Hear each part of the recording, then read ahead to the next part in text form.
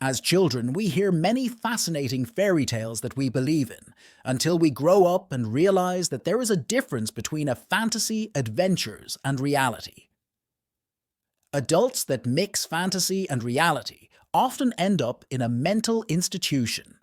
Yet there is an exception, a fantasy story that many adults in Norway and other countries mix with reality.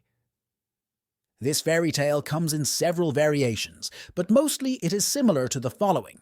Once upon a time in a country far away lived people called Palestinians.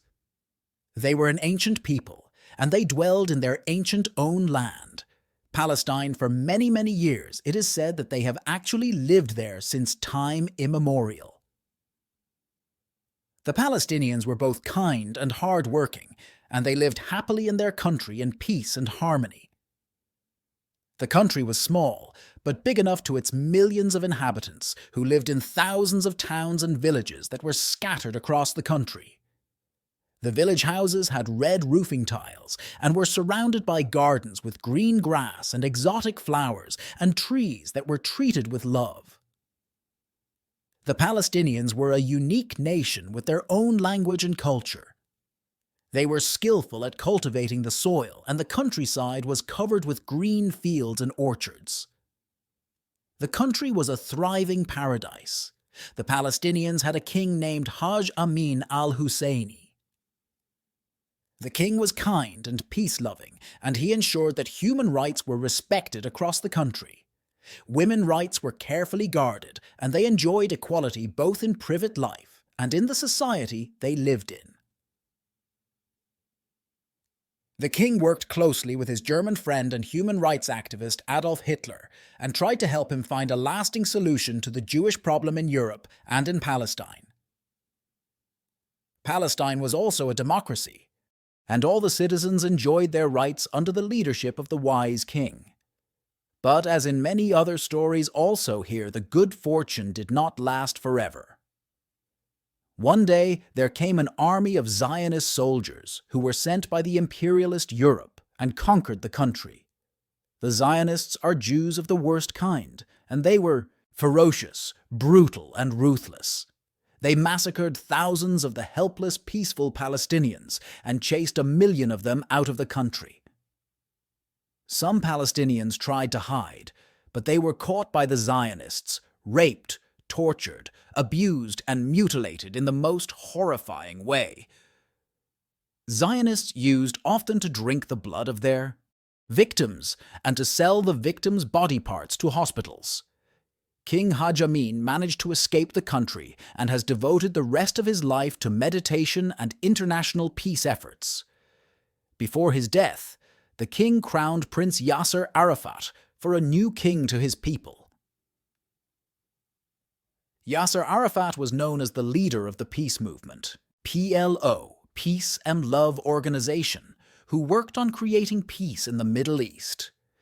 In 1994, he received the Nobel Peace Prize for this work. In the meantime, the Jewish Zionists destroyed the country. They have torn down houses, slaughtered animals, burned fields and forests, and polluted the drinking water. The country, which was a flourishing garden, has been turned into a desert. The few Palestinians who clung to their land were forced to live as slaves. Today they live in poverty, with no rights, and are regularly abused by the Zionists who occupy the land. The Palestinians, who have fled to other countries, were placed in refugee camps and kept in poverty for many years.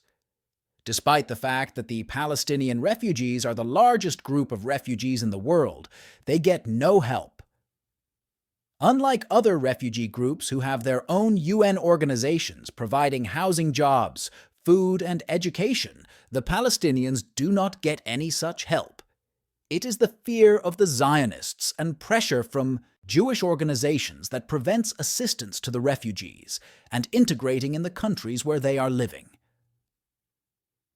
Nevertheless, poverty, war, and terror do not take away the dream of the 11 million Palestinians to return one day back to their homes and rebuild the country. To achieve this, they have organized several human rights and peace organizations such as Fatah, Hamas, PLF, Islamic Jihad, Al-Aqsa Martyrs Brigade, Abu Nidal Organization, Islamic Jihad Movement in Palestine, Palestinian Islamic Jihad, and others. These pacifistic organizations use the Prophet Muhammad's methods for creating peace, love, and forgiveness. The capital of Palestine has since, time immemorial, been El-Quds, Jerusalem. El-Quds has been a holy city since Muhammad preached his gospel of charity and love in the city and left the earth on his legendary horse Buraq to heaven. Despite all the misery that Zionists inflicted on them, the Palestinians accept that the Zionists will stay in the country, all they want.